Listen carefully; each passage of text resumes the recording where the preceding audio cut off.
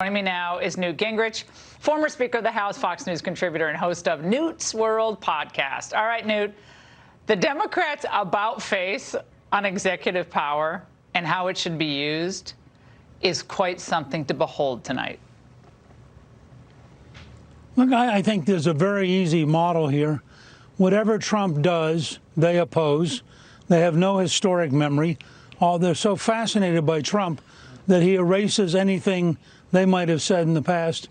But I think you put your finger a minute ago on probably the key test for the Democrats that will define them for the rest of this year up to the election. That is, let's say Friday or Saturday that this is over, that the Senate has acquitted the president, he's innocent, all of the lies and things told by Schiff have collapsed. They've got to decide next week at the State of the Union. Do they want to work with this president for the rest of the year? Or do they want to continue this kind of unending hostility?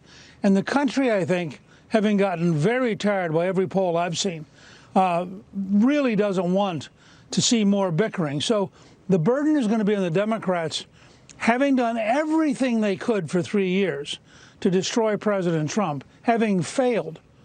Do they continue for the next 8 or 10 months to try to investigate, attack, smear, whatever? Or do they say, okay, let's get a couple things done before the election to prove that we're a party that can be positive?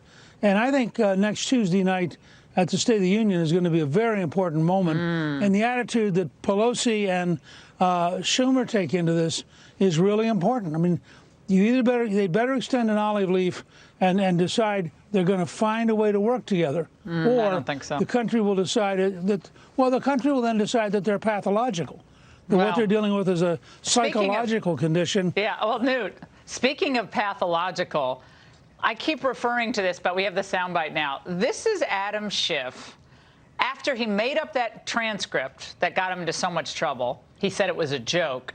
Tonight, he made up a conversation that the president could have had with Vladimir Putin.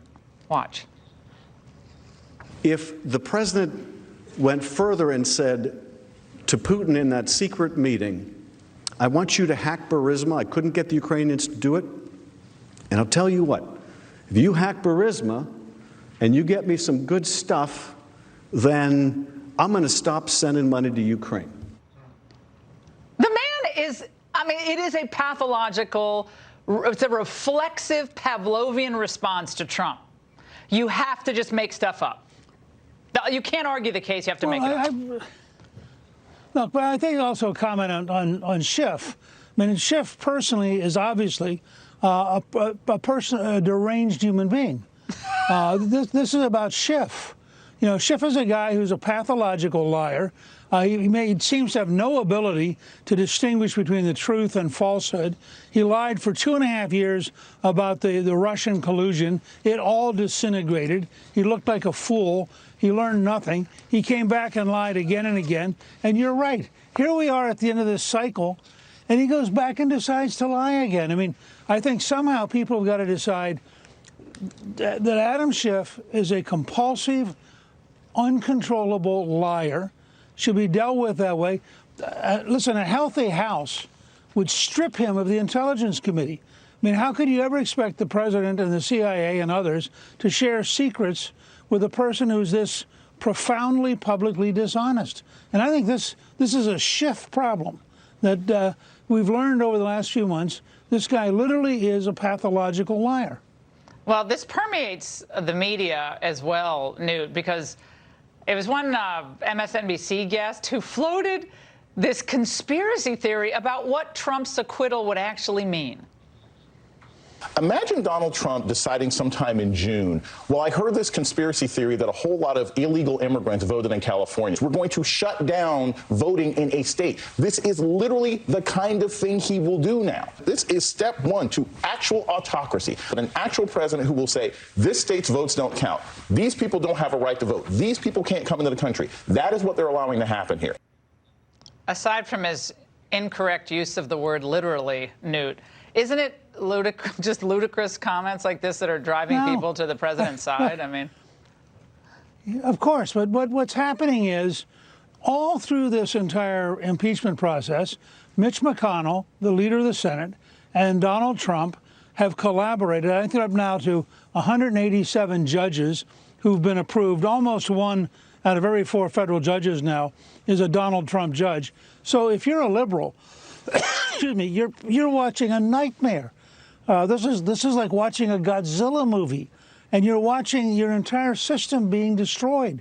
I mean, judges were supposed to be left-wingers who imposed on people like you and me the correct values.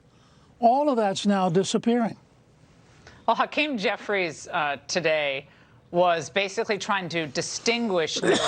Poor Newt. I want to pass you a lozenge right over the television screen. I've been there. I know what it is. But it was basically saying the Steele dossier, that's, digging up dirt on your opponent, a foreign source doing that. And what happened here are 2 different things. Try to distinguish. Watch.